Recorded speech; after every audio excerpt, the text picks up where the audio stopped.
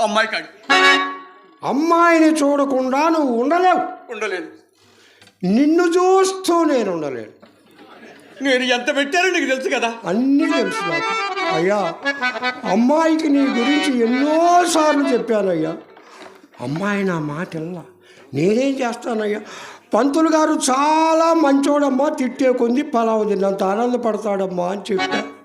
అమ్మాయి నా మాట ఎలా. నువ్వు బాధపడబాకయ్యా, నేనున్నానయ్యా, నీకేం పర్వాలేదయ్యా.